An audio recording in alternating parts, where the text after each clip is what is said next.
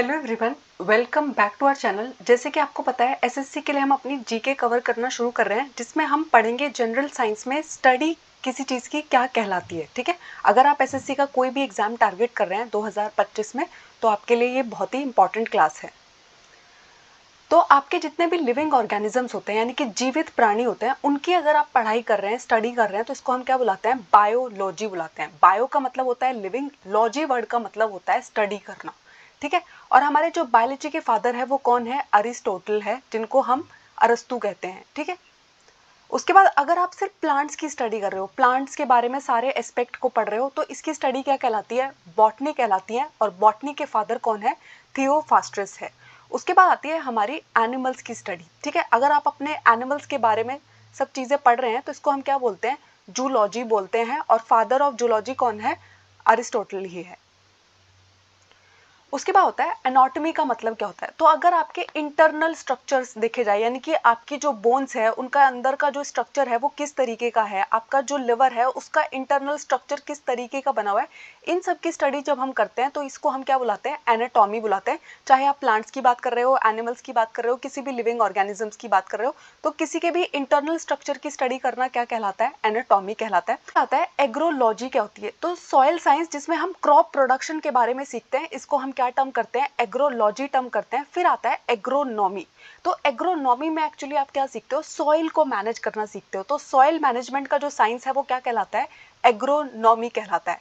फिर आता है एग्रोस्टोलॉजी। तो अगर आप अपने घासों के बारे में पढ़ाई कर रहे हो, जितने भी आपके घास है, ग्रासेस है, उनकी अगर आप स्टडी कर रहे हो, तो इसको हम एग्रोस्टोलॉजी बोलते हैं। ठीक है, और आपके जितने भी जॉइंट्स है, बॉडी में जितने भी जॉइंट्स है, जिनकी वजह से आप अपनी बॉडी को मूव कर पाते हो, इनकी स्टडी क्या कहलाती है? ऑर्थोलॉजी कहलाती है। उसके बाद आता है एक्वा कल्चर किसको कहते हैं? तो हमारे जितने भी एक्वेटिक ऑर्गेनिज्म है, चाहे वो प्लांट्स है चाहे वो एनिमल्स है, उनकी रेयरिंग करना क्या कहलाता है? एक्वा कल्चर कहलाता है। ठीक है, और एपीकल्चर क्या होता है? अगर आप है ना मधुमक्खी पालन कर रहे हो ताकि आपको क्या प्राप्त हो सके? हनी प्राप्त हो सके, इसको हम क्या कहते हैं? एपीकल्चर बोलते हैं। उसके बाद आता है सेरीकल्चर। हम किसको कहते हैं? तो सेरीकल्चर का मतलब होता है अगर आप रेशम के कीड़ों का पालन कर रहे हो, क्या प्राप्त करने के लिए? रेशम प्राप्त करने के लिए, तो इसको हम क्या बोलते हैं?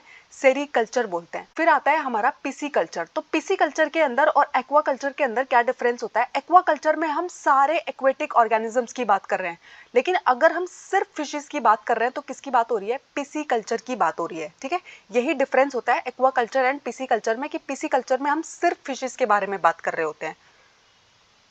फिर आता है हमारा एंथ्रोपोलॉजी। तो एंथ्रोपोलॉजी का मतलब होता है अगर आप ये देख रहे हो कि ओरिजिन कैसे हुआ, ठीक है, डेवलपमेंट कैसे हुआ, आज जो ह्यूमन प्रेजेंट है और पास्ट में जो ह्यूमंस प्रेजेंट थे उनके बीच में रिलेशनशिप कैसा है, उनकी जो चेंजेस आए, यानी कि हमारे जो पास्ट के ह्यूमंस थे वो डिफरेंट दिखा करते थे, हम डिफरेंट दिखते हैं, तो इसकी पूरी स्टडी अगर आप कर रहे हो तो इसको हम क्या टर्म करते हैं? एंथ्रोपोलॉजी बुलाते हैं। फिर आता है एंथोलॉजी क्या होती है? तो अगर आप फ्लावरिंग प्लांट्स की स्टडी कर रहे हैं या फिर फ्लावर की स्टडी कर रहे हैं, फूलों के बारे में अगर आप पढ़ाई कर रहे हैं, तो इसको हम क्या कहते हैं? एंथोलॉजी बोलते हैं। फिर होता है एंड्रोलॉजी क्या होती है? तो एंड्रोलॉजी का मतलब होता है अगर आप मेल रिप्रोडक्टिव पार्ट के बारे में स्टडी कर रहे हो, इसको हम एंड्रोलॉजी बुलाते हैं। गायनोकोलॉजी क्या होता है? अगर आप फीमेल रिप्रोडक्टिव ऑर्गन के बारे में बात कर रहे हो, पढ़ाई कर रहे हो, तो इसको हम गायनोकोलॉजी बुलाते हैं। और इसको आप ऐसे भी याद रख सकते हो, आपने देखा होगा कि जो हमारा फ्लावर होता है उसका जो मेल पार्ट होता है उसको हम क्या बोलते हैं? एंड्रोशियम बोलते हैं। ठीक है, ऐसे ही हमारा जो फीमेल रिप्रोडक्टिव पार्ट होता है फ्लावर के अंदर, उसको हम क्या बोलते हैं? गाइनोशियम बोलते हैं। ठीक है, तो वहीं से ये वर्ड आया है एंड्रोलॉजी एंड गाइनोलॉजी। फिर होता है ब्रायोलॉजी। हम किसको कहते हैं? तो हमारे जितने भी ब्रायोफाइट्स होते हैं, ठीक है, आपको पता है हमारे जितने भी प्लांट्स होते हैं उनको हमने 5 किंगडम में क्लासिफाई किया है। ठीक है, उनमें से एक है ब्रायोफाइट्स। तो अगर आप ब्रायोफाइट्स की स्टडी कर रहे हो, सारे के सारे ब्रायोफाइट्स के बारे में अगर आप पढ़ाई कर रहे हो, इसको हम क्या बोलते हैं? ब्रायोलॉजी बोलते हैं। फिर आता है बैक्टीरियोलॉजी। तो देखो नाम से ही क्लियर हो जा रहा है कि अगर आप बैक्टीरिया की स्टडी कर रहे हो तो इसको हम क्या बोलते हैं? बैक्टीरियोलॉजी बोलते हैं। अगर आप सेल की स्टडी करते हो तो इसको हम क्या बोलते हैं? साइटोलॉजी बोलते हैं। अब देखो यहाँ पे है ना, साइटोलॉजी एंड क्रायोबायोलॉजी आपको देखने में बहुत सिमिलर लगेंगे, लेकिन इनमें बहुत मेजर डिफरेंस है। क्रायोबायोलॉजी का मतलब होता है जब आप लिक्विड नाइट्रोजन जिसका टेम्परेचर -196 डिग्री सेल्सियस होता है, उसके अंदर कोई भी चीज़ को अगर आप प्रिजर्व करने की कोशिश कर रहे हो, उसे बहुत लॉन्ग टर्म तक यूज़ करने वाले हो, उसको प्रिजर्व करके रख रहे हो, तो जो हमारा प्रिजर्वेशन होता है लो टेम्परेचर पे, उसको हम क्या बोलते हैं? क्रायोबायोलॉजी बोलते हैं। ठीक है, उसके बाद आता है, अब हम है ना उन डिपार्टमेंट्स की बात करेंगे मेजरली जिनको आपने हॉस्पिटल में बहुत देखा होगा, ठीक है। तो जब भी कभी आपको हार्ट का कोई भी इशू आता है तो आप किसके पास जाते हो? कार्डियोलॉजिस्ट के पास जाते हो, ठीक है। तो हमारी हार्ट की जो स्टडी है वो क्या कहलाती है? कार्डियोलॉजी कहते हैं। और जो हमारे हार्ट के डॉक्टर होते हैं उनको हम क्या बोलते हैं? कार्डियोलॉजिस्ट बोलते हैं, ठीक है। अगर आपको स्किन से रिलेटेड कोई भी इशू आता है तो आप किसके पास जाते हो? डर्मेटोलॉजिस्ट के पास जाते हो, ठीक है। तो डर्मेटोलॉजी में आप किसकी स्टडी करते हो? अपनी स्किन के बारे में स्टडी करते हो, ठीक है। फिर होता है एक डिपार्टमेंट गैस्ट्रोएंटेरोलॉजी। अगर आप कभी भी हॉस्पिटल में ध्यान देते हैं तो वहां पर ये सारे डिपार्टमेंट्स रहते हैं। तो अगर आपको है ना एलिमेंट्री कैनाल का कोई भी इशू है, ठीक है, स्टमक रिलेटेड कोई इशू है, इंटेस्टाइन रिलेटेड डिसऑर्डर्स है, वो सब किसके अंदर आते हैं? सारे के सारे गैस्ट्रोएंटेरोलॉजी के अंदर आते हैं, ठीक है। आपकी बॉडी जो पूरी है वो सेल से मिलकर बनी हुई है। सेल के बाद क्या होता है? टिश्यू होते हैं, टिश्यू जिनको हम उत्तक बुलाते हैं, तो उनकी स्टडी करना, ठीक है। टिश्यू की स्टडी करना क्या कहलाता है? हिस्टोलॉजी कहलाता है। अगर आप ब्लड की स्टडी कर रहे हो यानी कि आप ब्लड के बारे में पढ़ रहे हो तो इसको हम क्या बोलते हैं? हिमैटोलॉजी बोलते हैं। अगर आप सिर्फ और सिर्फ लिवर की बात कर रहे हो, ठीक है, तो इसको हम क्या बोलते हैं? हिपैटोलॉजी बोलते हैं। और जो हमारे लिवर के डॉक्टर होते हैं उनको हम क्या बोलते हैं? हिपैटोलॉजिस्ट बोलते हैं। फिर आता है, अगर आपका नर्वस सिस्टम से रिलेटेड कोई भी इशू आपको है, उसकी पढ़ाई अगर आप कर रहे हो तो उसको हम क्या बोलते हैं? न्यूरोलॉजी बोलते हैं। और ऐसे डॉक्टर को हम क्या बोलते हैं? न्यूरोलॉजिस्ट बोलते हैं, ठीक है। फिर होता है आपकी जो किडनी है, तो आपको पता है आपकी किडनी की जो बेसिक यूनिट है वो क्या कहलाती है? नेफ्रॉन कहलाती है। तो किडनी की स्टडी करना क्या कहलाता है? नेफ्रोलॉजी कहलाता है। और अगर आप किडनी के डॉक्टर के पास जा रहे हो तो आप किसके पास जा रहे हो? नेफ्रोलॉजिस्ट के पास जा रहे हो। फिर आता है नियोनेटोलॉजी।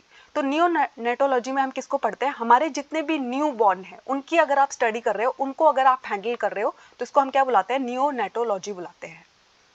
न्यू बॉर्न बेबी, ठीक है, जो बच्चे एकदम पैदा होते हैं उनको हम क्या बोलते हैं? न्यू बॉर्न बोलते हैं। फिर आता है ओडोंटोलॉजी। क्या होती है? तो आपके टीथ एंड गम्स में अगर कोई भी इशू है उसकी अगर आप पढ़ाई कर रहे हो तो उसको हम ओडोंटोलॉजी बोलते हैं। अगर आप बोन्स की पढ़ाई कर रहे हो, हड्डियों की पढ़ाई कर रहे हो, तो इसको हम क्या बोलते हैं? ऑस्टियोलॉजी बोलते हैं, ठीक है। फिर आती है कैंसर की पढ़ाई। तो अगर आप है ना स्टडी ऑफ कैंसर कर रहे हो तो इसको हम क्या बोलते हैं? ऑन्कोलॉजी बोलते हैं। और अगर आप किसी भी कैंसर डॉक्टर के पास जा रहे हो तो उनको हम क्या बोलते हैं? ऑन्कोलॉजिस्ट बोलते हैं, ठीक है। फिर अगर आपकी आईज से रिलेटेड कोई भी स्टडी है उसको हम क्या बुलाते हैं? ऑप्थोमोलॉजी बुलाते हैं। अगर जब भी कभी आपके घर में जो छोटे बच्चे होते हैं, इन्फेंट्स होते हैं, वो बीमार पड़ जाते हैं तो उनको हम है ना नॉर्मल डॉक्टर के पास लेकर नहीं जा रहे होते, एक स्पेशल डॉक्टर के पास लेके जाते हैं जिनको हम क्या बोलते हैं?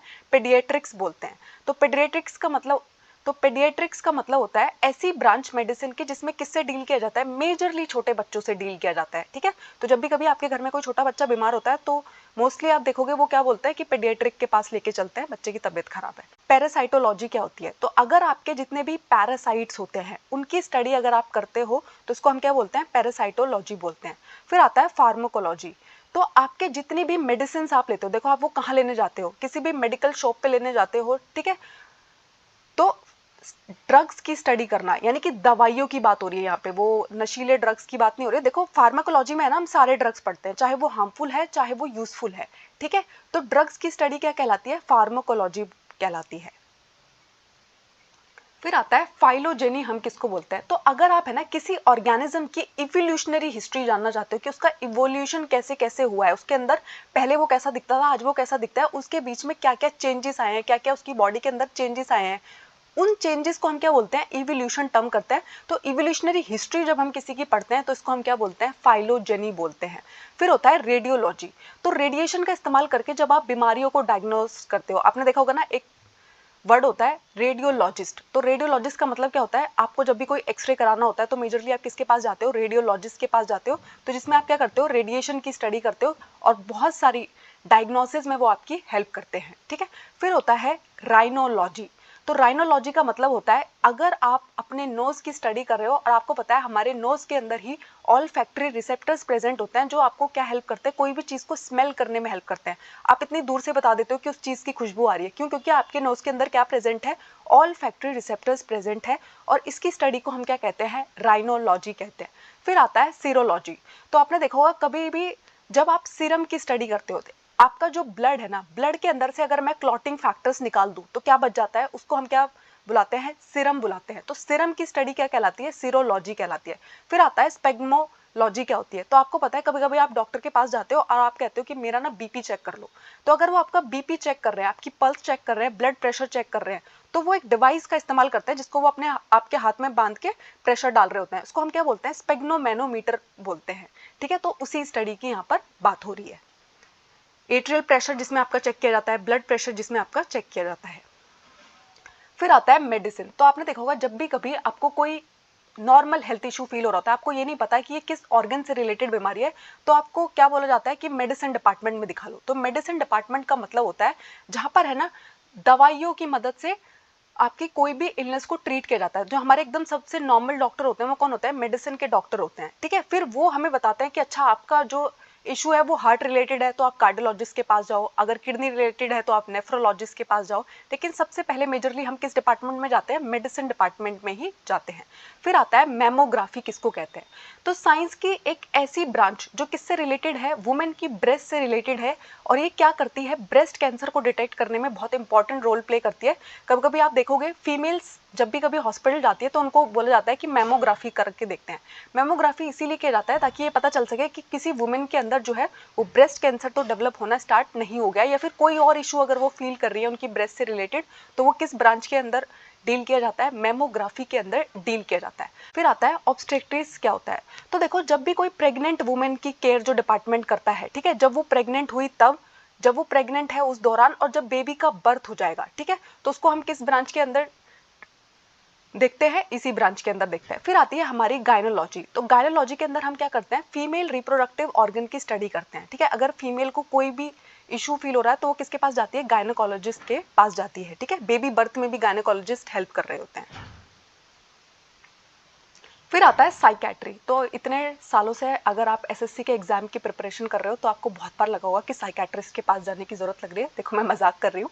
तो ट्रीटमेंट ऑफ मेंटल डिसऑर्डर्स, तो एक ऐसी ब्रांच जो क्या करती है आपके जितने भी मेंटल डिसऑर्डर्स है, अगर आप एंजाइटी फील कर रहे हैं, पैनिक फील कर रहे हैं, पैनिक अटैक आ रहा है आपको, या फिर आपकी हालत बहुत ज्यादा खराब होती जा रही है, वो सब किसके अंदर डील किए जाते हैं? कॉम्पिटेटिव एग्जाम की तैयारी करते हैं तो आपको बहुत बार एंजाइटी फील हो रही होती है, डिप्रेशन फील हो रहा होता है। तो कभी भी अगर आपको ऐसा लग रहा है कि आपको कोई इशू फील हो रहा है तो आपको किसके पास जाना चाहिए? साइकेट्रिस्ट के पास जाना चाहिए। और साइकेट्रिस्ट के पास जाने का मतलब ये बिल्कुल नहीं होता है कि आपकी मेंटल हेल्थ जो है वो टोटली खराब हो चुकी है। समटाइम बहुत ही इनिशियल स्टेज पे आप रिकॉग्नाइज कर सकते हैं। बहुत सारे लोग क्या होते हैं वो डॉक्टर के पास नहीं जाते हैं, जिसकी वजह से एक टाइम के बाद वो क्या कर लेते हैं? सुसाइड कर लेते हैं। ठीक है, तो साइकेट्रिक डिपार्टमेंट के पास जाने के से रिलेटेड जो भी स्टिग्मा अटैच्ड है दिमाग में वो नहीं होने चाहिए। फिर आती है हमारी नेक्स्ट ब्रांच जिसको हम बोलते हैं साइकोलॉजी। ठीक है, तो साइकोलॉजी के अंदर हम क्या पढ़ते हैं? हमारा जो ह्यूमन माइंड है, ह्यूमन बिहेवियर है, उसकी स्टडी किसके अंदर की जाती है? साइकोलॉजी ब्रांच के अंदर की जाती है। तो साइकोलॉजी में हम क्या पढ़ते हैं? किसी का बिहेवियर कैसा है, किसी भी ह्यूमन का बिहेवियर कैसा है, उसका माइंड जो है वो किस तरीके से वर्क करता है, जिसको हम क्या बोलते हैं? जैसे हम बोलते हैं ह्यूमन साइकोलॉजी को समझने की हम कोशिश करते हैं। ठीक है, किस तरीके की सिचुएशन में कोई किस तरीके से रिएक्ट करेगा, ये स्टडी हम कहाँ पर करते हैं? साइकोलॉजी के अंदर करते हैं। फिर आता है ऑर्निथोलॉजी। तो ऑर्निथोलॉजी का मतलब होता है अगर आप बर्ड्स की स्टडी कर रहे हो, आपके जितने भी बर्ड्स हैं उनके बारे में अगर आप स्टडी कर रहे हो तो उसको हम क्या बोलते हैं? ऑर्निथोलॉजी बोलते हैं। फिर आता है आइसोथोलॉजी। ठीक है, तो अगर आप फिशेस की स्टडी कर रहे हो तो इसको हम क्या बुलाते हैं? इशिथोलॉजी बुलाते हैं। फिर आता है मिर्मेकोलॉजी। ठीक है, अगर आप जितनी भी आपकी चींटियां हैं, आंट्स की स्टडी क्या कहलाती है? मिर्मेकोलॉजी कहलाती है। फिर आता है एंटेमोलॉजी। ठीक है, बहुत इंपॉर्टेंट ब्रांच है। हमारे जितने भी इंसेक्ट्स हैं उनकी स्टडी करना, उनके बारे में पढ़ना क्या कहलाता है? एंटेमोलॉजी कहलाता है। फिर आता है सौरोलॉजी। ठीक है, तो हमारी जितनी भी छिपकलियां हैं, लिजर्ड्स की स्टडी है, वो क्या कहलाती है? सौरोलॉजी कहलाती है। फिर हमारी नेक्स्ट ब्रांच आती है माइक्रोबायोलॉजी। ठीक है, तो इसके अंदर हम क्या करते हैं? हमारे जितने भी माइक्रोब्स है, चाहे वो बैक्टीरिया है, फंजाई है, वायरस है, ठीक है, ऐसे माइक्रोस्कोपिक ऑर्गेनिज्म जिनको हम किसकी मदद से देख सकते हैं? माइक्रोस्कोप की मदद से देख सकते हैं, उनको हम क्या बोलते हैं? किसके अंदर उसकी स्टडी करते हैं? हम माइक्रोबायोलॉजी के अंदर करते हैं। ठीक है, फिर आता है पैथोलॉजी। तो जब भी कभी आप बीमार होते हैं, डॉक्टर के पास टेस्ट कराने के लिए जाते हैं तो वो कहते हैं अपना पैथोलॉजी टेस्ट करा लीजिए। पैथोलॉजी टेस्ट का मतलब होता है जब आप है ना डिजीज की स्टडी कर रहे हो, उसके इफेक्ट्स की स्टडी कर रहे हो, कॉजेबल एजेंट क्या है, आपको डेंगू हुआ है कि मलेरिया हुआ है, ये सारे के सारे टेस्ट आप कहाँ कराते हो? पैथोलॉजी लैब के अंदर कराते हो। तो पैथोजेंस की स्टडी करना, ट्रांसमिट कैसे हुई, बीमारी के बारे में पढ़ना, ये सब कुछ किसके अंदर आता है? पैथोलॉजी ब्रांच के अंदर आता है। फिर आता है डेमोग्राफी, हम किसको बोलते हैं, तो पॉपुलेशन की स्टडी कर रहे हैं, यानी कि किस कंट्री में कितनी पॉपुलेशन है, इस सब के बारे में अगर आप पढ़ रहे हो तो आप क्या पढ़ रहे हो, डेमोग्राफी के बारे में पढ़ रहे हो। फिर आती है बहुत ही इंपॉर्टेंट ब्रांच, डेंड्रोक्रोनोलॉजी। ठीक है, तो अगर आप किसी ट्री की एज जानना चाहते हो कि इसकी उम्र कितनी है, ये कितना बूढ़ा है, तो उसकी एनुअल रिंग्स को हम काउंट करते हैं और ये बताते हैं कि इसकी एज क्या हो सकती है। इसको हम किस ब्रांच के अंदर स्टडी करते हैं, डेंड्रोक्रोनोलॉजी के अंदर स्टडी करते हैं। फिर आती है हमारी इकोलॉजी। तो इकोलॉजी में हम क्या करते हैं, हमारे जो लिविंग ऑर्गेनिजम्स है और नॉन लिविंग पार्ट है, हमारा जो इन्वायरमेंट है, उनके इंटर रिलेशनशिप की जब हम स्टडी करते हैं तो इसको हम क्या बोलते हैं, इकोलॉजी बोलते हैं। फिर आता है इवोल्यूशन। तो इवोल्यूशन में मैंने आपको बताया जितने भी चेंजेस आपके अंदर आए हैं वो सब क्या कहलाते हैं, इवोल्यूशन कहलाते हैं। तो जिसमें हम ये समझने की कोशिश करते हैं कि लाइफ पे जो ओरिजिन है वो कैसे हुआ, ठीक है, अर्थ पे ओरिजिन कैसे हुआ लाइफ का, उसके अलावा न्यू स्पीसीज किस तरीके से बनी, ठीक है, उनके अंदर पहले क्या बॉडी पार्ट्स देखने को मिलते थे, आज क्या बॉडी पार्ट्स देखने को मिलते हैं, क्या चेंजेस देखने को मिलते हैं, ये सब हम किसके अंदर पढ़ते हैं, इवोल्यूशन के अंदर पढ़ते हैं। फिर आती है हमारी एम्ब्रियोलॉजी। तो अगर आप एम्ब्रियो की स्टडी कर रहे हो, ठीक है, इसको हम क्या बोलते हैं, एम्ब्रियोलॉजी बोलते हैं। फिर आता है ईटियोलॉजी। ठीक है, अगर आप किसी भी बीमारी का कॉजेटिव एजेंट जानना चाहते हो कि ये बीमारी आपको हुई किसकी वजह से, अगर आपको मलेरिया हुआ है तो मलेरिया होता है हमें प्लाज्मोडियम की वजह से, तो जिस ब्रांच के अंदर हम ये जान पाते हैं कि कौन सा कॉजेटिव ऑर्गेनिज्म है इस डिजीज का, उस ब्रांच को हम क्या बुलाते हैं, ईटियोलॉजी बुलाते हैं। फिर आती है हमारी फ्लोरिकल्चर। ठीक है, तो जब आप है ना कल्टीवेशन करते हो प्लांट्स का, किस लिए, ताकि आपको फ्लावर प्राप्त हो सके, फूल मिल सके, इसको हम क्या बोलते हैं, फ्लोरिकल्चर बोलते हैं। फिर आता है फॉरेस्ट्री। तो फॉरेस्ट्री के अंदर हम क्या करते हैं, फॉरेस्ट का डेवलपमेंट कैसे होगा, उनको आप मैनेज किस तरीके से करोगे, ये सब हम किस ब्रांच के अंदर पढ़ते हैं, फॉरेस्ट्री ब्रांच के अंदर पढ़ते हैं। फिर होता है जिरेंटोलॉजी। तो जिरेंटोलॉजी में है ना आप एजिंग की स्टडी करते हो, ठीक है, कैसे कैसे आपकी उम्र बढ़ती है, क्या क्या चेंजेस आपकी बॉडी के अंदर आते हैं, तो एजिंग की स्टडी करना क्या कहलाता है, जिरेंटोलॉजी कहलाता है। फिर आती है हमारी नेक्स्ट ब्रांच इम्यूनोलॉजी। तो इम्यूनोलॉजी के अंदर हम क्या करते हैं, इम्यून सिस्टम की स्टडी करते हैं, हमारी बॉडी के अंदर एंटीबॉडीज कैसे बन रही है, वो किस तरीके से जो हमारे फॉरेन पार्टिकल्स बॉडी में एंटर करने की कोशिश कर रहे हैं उनसे फाइट करता है, हमारा इम्यून सिस्टम किस तरीके से रिस्पॉन्ड करता है, ये सारी की सारी स्टडी हम किसके अंदर करते हैं, इम्यूनोलॉजी के अंदर करते हैं।